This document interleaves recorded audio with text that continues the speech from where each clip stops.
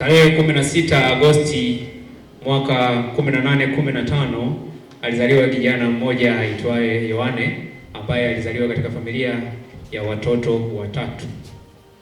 Yohane alizaliwa kwa baba Francesco Bosco na Margherita Ochiero huko Beach, Torino nchini Italia. Basi Yohane alipotimiza miaka miwili mwaka 1817 baba yake Francesco Bosco alifariki. Maisha mara baada ya hapo, basi Yohane alilelewa katika maisha ya kimaskini na magumu sana. Yohane alianza kujishughulisha katika masuala ya ufugaji wa ng'ombe, ambapo alikuwa na rafiki yake alikuwa anaitwa Secondo Mata, walikuwa wanafuga ng'ombe akiwa na umri wa miaka 9. Lakini Yohane hakufanikiwa kwenda shule kwa kadiri vile ambavyo utaratibu ulikuwepo kwa sababu ya umaskini wao. Mwaka 1824 hadi 25 ndipo shule kule zilikuwa zinaendelea, lakini alishindwa kuendelea kutokana na hali duni ya maisha yao. Lakini ndani ya familia, Yohane alikuwa anaishi na bibi yake, mama yake na ndugu zake wawili ambao alikuwa anaitwa Joseph na Antoni. Katika familia hiyo, Antoni hakuwa mzuri sana kwa Yohane kutokana na kumkatisha tamaa katika kila kitu ambacho alikuwa anakihusudu. Yohane kuna siku moja aliota ndoto kubwa sana. Katika ndoto hiyo inahusudu juu ya utume wake kwa namna pekee, ambapo alikuwa ametokewa na mtu mmoja anayeng'aa wakati Yohane anataka kutoa kurupushani za vurugu fulani. Huyo mtu akamwambia kwamba si kwa ngumi bali ni kwa upole na unyenyekevu. Ndivyo ambavyo tunaishi zana hiyo sasa ya Yohane Bosco. Hivyo basi kwa namna ya pekee aliweza kuitoa hadithi hiyo juu ya ndoto hiyo kwa familia yake, lakini baadhi ya familia yao basi kuhusu Antoni alimwambia kuwa anaweza akawa kiongozi wa genge la uhuni, sio padri.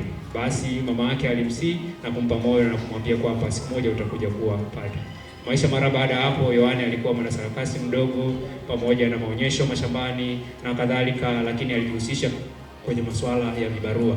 Na huko kibaruani kuna mmoja alimwambia kuwa hawezi kufanya kazi kutokana na uvivu wake. Kwa hiyo maisha mara baada ya hapo, kuna siku moja mwaka 1829 alienda kwenye mkutano wa bahati, ambapo kuna padre mmoja paroko Moleriado, mzee mmoja wa miaka 70, alimuona kijana yule akaanza kumsaidia kwa namna ya pekee. Mwaka 1835 Yohane alijiunga na seminari ya Castelnuovo na baadaye seminari kuu ya Chieri, na ndipo aliendelea na masomo yake. Mara baada ya miaka 6 Yohane alipata daraja la ushemasi mwaka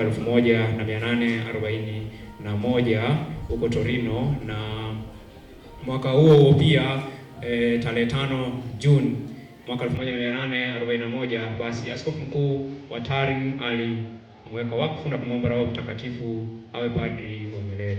Hapo ndipo sasa akajiita Padri John Bosco. Tumsifu Yesu Kristo. Maisha mara baada ya upadre, alikuwa ni padre mwema na mweledi kwa kuwasaidia vijana katika majukumu mengi. Alikuwa anawatembelea yatima, wajane, wasiojiweza. Alihakikisha kuwa wasio na masakramenti wanarudi kwenye masakramenti. Kuna kijana mmoja alikuwa anaitwa Bartolomeo Galilei ambaye alikuwa hajui chochote hata ishara ya msalaba. Alihakikisha kuwa anamsaidia kwa namna pekee mpaka akawa mtumishi wa altare kwa namna hiyo. Lakini pia aliendelea kufanya miradi mikubwa huko Ulaya na nchi nyingine mbalimbali. Aliwahi kufika mpaka Afrika Kusini kwa namna pekee katika kueneza injili kwa namna hiyo, na akaanzisha mashirika mengi ya Wasalesian Bosco, Don Bosco ambao siku hizi tunawafahamu, na baba pale alielezea kwa kina zaidi. Lakini baadaye maradhi yalimkuta na Januari 31 mwaka 1888 alifariki. Lakini kabla kufariki kwake, alikuwa na wale vijana wadogo wa Salesian ambao walikuwa wamekaa nao. Aliwaambia, "Waambieni vijana wangu watende mema kwa wote na wasitende ubaya kwa yoyote. Waambieni vijana wangu na wasubirieni mbinguni." Tumsifu Yesu Kristo.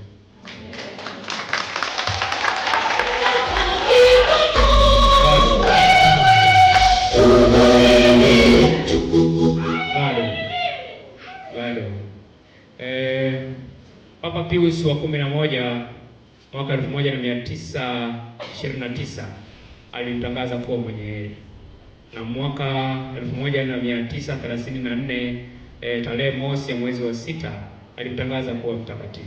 Ndipo mpaka sasa leo hii tunaadhimisha kuwa ni Mtakatifu Yohane Bosco ndiye mlezi na msimamizi wa vijana ulimwenguni. Tunaendelea kuyaishi maisha yake. Nini tunajifunza kutoka kwake? Juu ya ndoto yake. Aliamini ndoto yake na akaamua kuiishi kwa namna pekee, ndipo akapata udhibitifu mzuri. Tunaamini nini? Kutokana na umaskini wake akukata tamaa. Sisi vijana tunahaswa kutokata tamaa kwa sababu ya mazingira ya familia yetu, kwa sababu ya mazingira ya maisha yetu. Tuone namna gani tunaweza tukafika mbele kwa namna ya Roho Mtakatifu aweze kutuongoza kila jambo, akukata tamaa. Lakini pia tunaamini kwamba kupitia maisha yake alikuwa anajihusisha kwenye masuala ya vibarua na kujituma.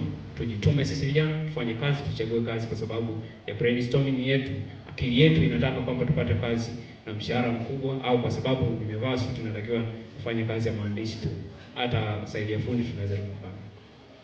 Tunajifunza nini kutoka kwake? Tunajifunza mara baada ya kuwa padri alikuwa mtu wa kujali watu.